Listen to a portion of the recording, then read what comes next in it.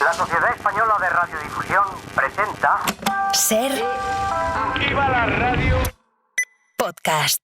Siempre.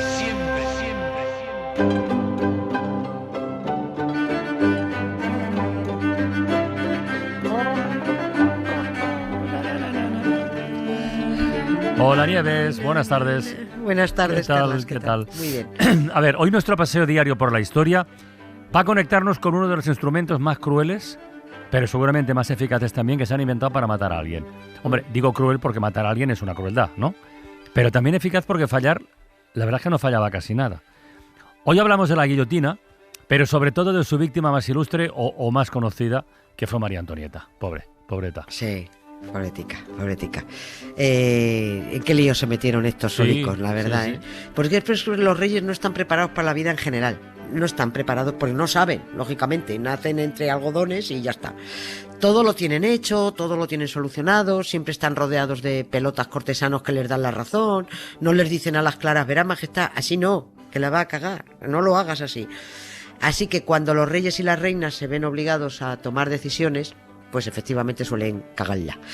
El 20 de junio de 1791, la pifiaron, pero bien pifiada, los reyes de Francia, Luis XVI y María Antonieta, cuando decidieron fugarse de París y abandonar el cautiverio al que los tenían sometidos los revolucionarios.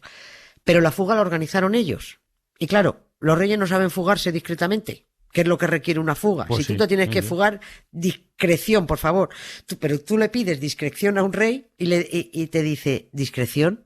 ¿De qué? ¿Por qué discreción? ¿Qué es discreción? A mí esto me recuerda un poco a la... ¿No has visto una serie, La Condesa de Grantham, en la serie de Downton Abbey? Downton Abbey, sí, hombre.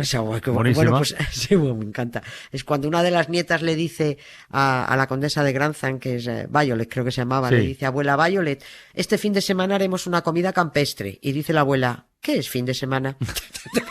Pues eso, claro, porque para los grandes vividores, pues todos los días son domingos. El fin de semana no tenía sentido para ellos.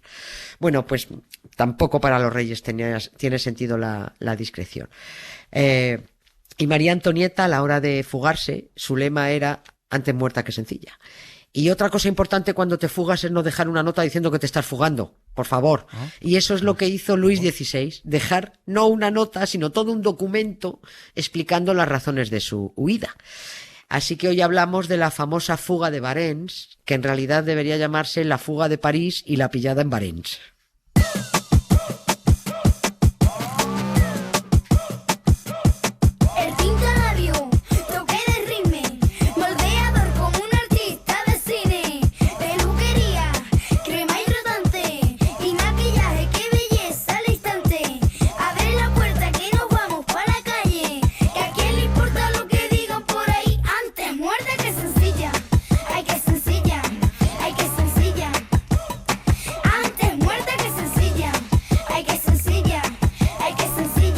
A ver, sencilla. O sea, es posible que de no haber montado esa fuga que terminó en fracaso total. Sí. ¿Es posible que hubieran salvado el cuello María Antonieta y Luis XVI? Yo qué sé, pues que vete a saber por qué a los revolucionarios los carga el diablo, ¿eh? Y los decapitaron por pitos a esta pareja, pero también los podrían haber decapitado por flautas, no se sabe por dónde habría ido esto. Lo que sí está claro es que esta fuga cabreó mucho y las ganas de acabar de un tajo con la monarquía pues se volvieron más virulentas.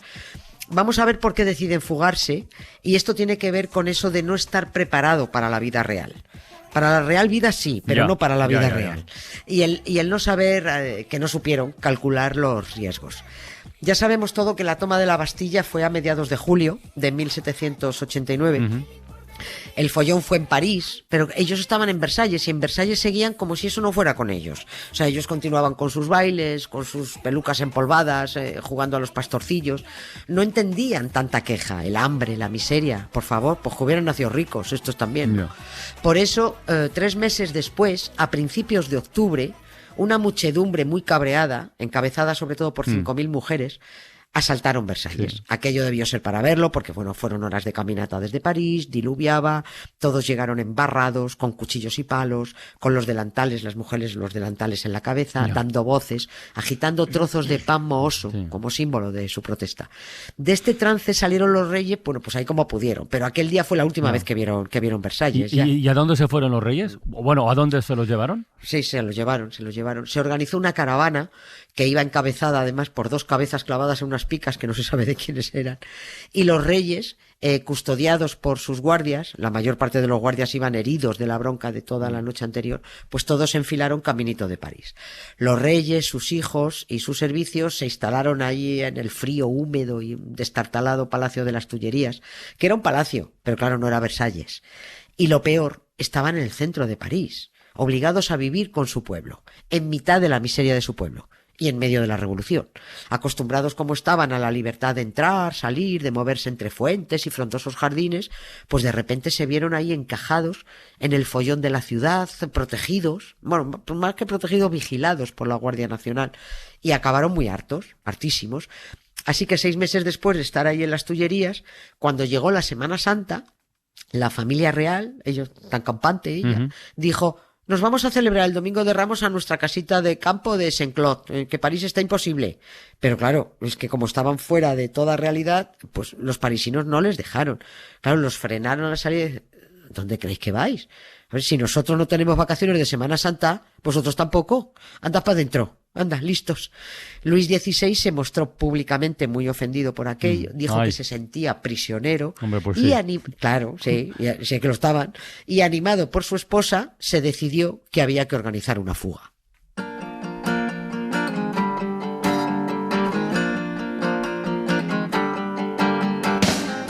Se me olvida que no me quieres, sobre todo cuando es viernes, sobre todo cuando es viernes.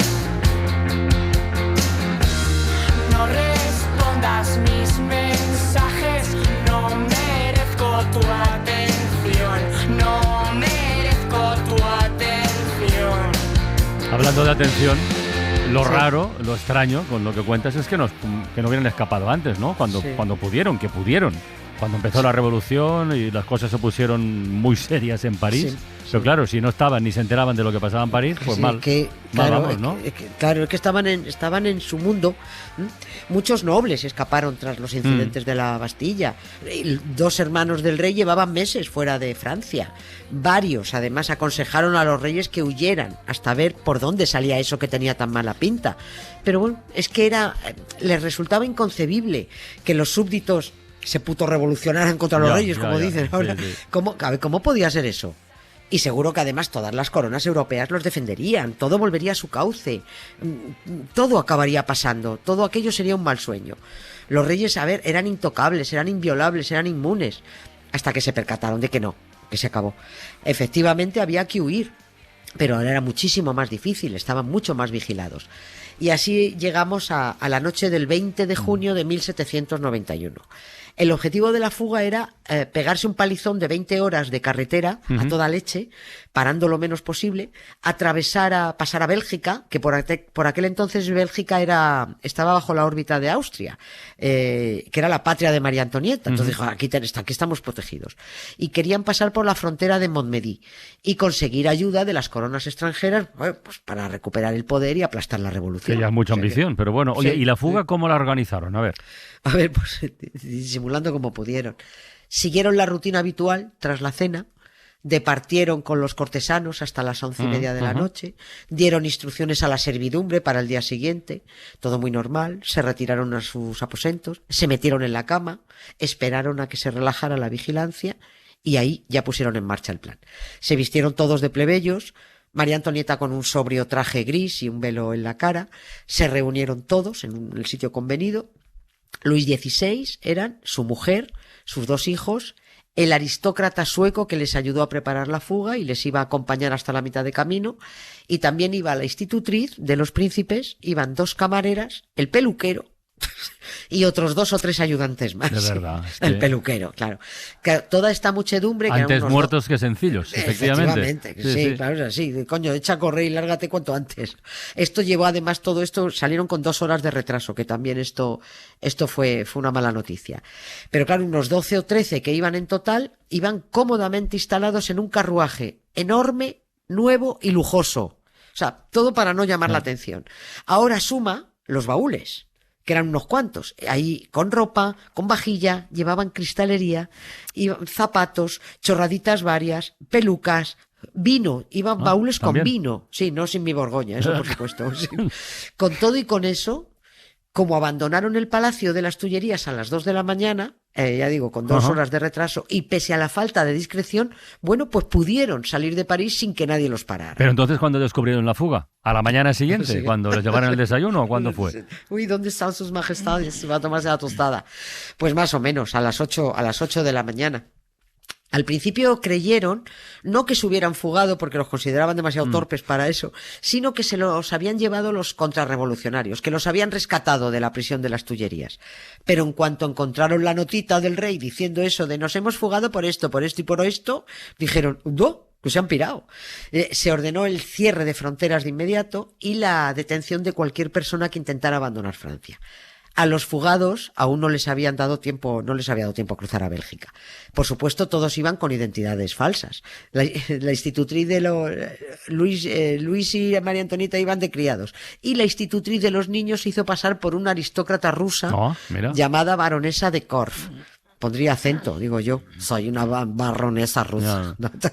Y el rey iba disfrazado de criado también. Fue un milagro que llegaran a Varens, a solo 50 kilómetros de la frontera. Se quedaron a las quedaron muy cerca, ¿eh? Sí. ¿Y quién los pilló? ¿Cómo les pillaron? Pues porque los pillaron porque en una de las postas, bueno, los sitios estos donde se paraba a refrescarse o a cambiar caballos y tal, el maestro de postas, que era un antiguo militar que vio en una ocasión a la reina, se fijó en que esa plebeya se parecía mucho a la Toñi. Esto, tío, se parece mucho. Pero es que el criado que iba dentro de ese pedazo de carroza se parecía mucho al rey. No porque lo hubiera visto antes, a este no lo había visto, pero es que la cara de Luis XVI estaba en los billetes que circulaban en el papel moneda. El maestro de postas no dijo nada, se quedó con la copla ahí, porque él solo no podía detenerlos. Pero cuando la carroza partió, él agarró un caballo, tiró por otro camino hasta Varens y allí avisó a las autoridades. Lo que pasa es que aunque avisó, se quedaron ahí un poquillo mosqueados. No era tan fácil identificar al rey. Ahora, claro, tú ahora buscas en Google el careto de alguien y lo identificas, pero antes no. Y por mucho que le insistía el maestro de postas a la autoridad competente en que esos dos eran los reyes intentando huir, pues no acababan de creérselo. Hasta que llamaron a un tipo de allí de Varens que una vez estuvo en Versalles y le dijeron, a ver si reconoces a alguien. Y en cuanto llegó y vio al rey, se arrodilló y dijo, ¡oh, Siré! Y dijo Luis XVI, pues ya lo hemos pifiado. Claro. Lo hemos pifiado, vamos. Ahora sí que como dice la de todo por ahora sí que la ha liado. Bueno, dicen los testigos que el rey, durante el regreso a París, estuvo apático, como si estuviera solo así como decepcionado, como si no entendiera la gravedad de su situación, ni mucho menos la gravedad de Francia. Las masas enfurecidas son terriblemente injustas en esto, pero los franceses estaban muy, muy cabreados. La familia real regresó a la más cruda de las realidades, esa realidad que ni entendía ni iba con ellos y que nunca creyeron que les fuera a alcanzar.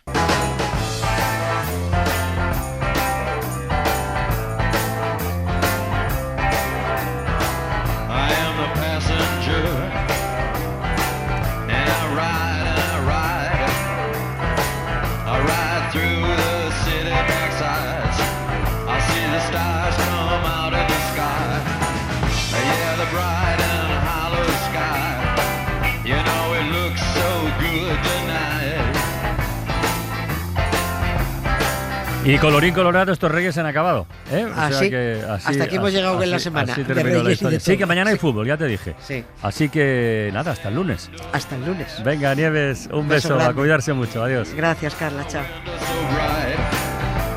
Para no perderte ningún episodio, síguenos en la aplicación o la web de la SER, Podium Podcast o tu plataforma de audio favorita.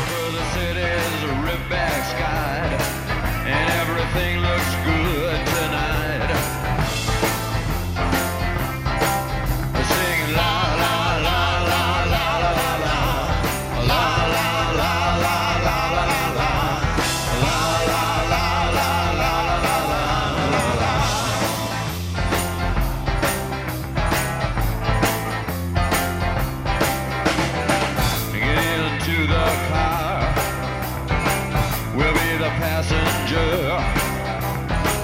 We'll ride through the city tonight. We'll see the city's ripped back sides. We'll see the bright and hollow sky. We'll see the stars that shine so bright. Stars made for us tonight.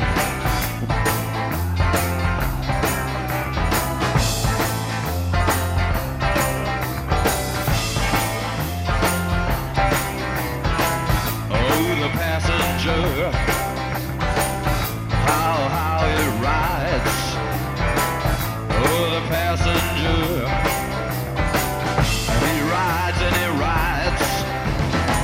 He looks through his window. What does he see? He sees the side and hollow sky. He sees the stars come out tonight. He sees the city's ripped back sides. He sees the winding ocean drive. And everything was made for you and me. All of it was made for you and me. 'Cause it just belongs to you and me. So let's take a ride.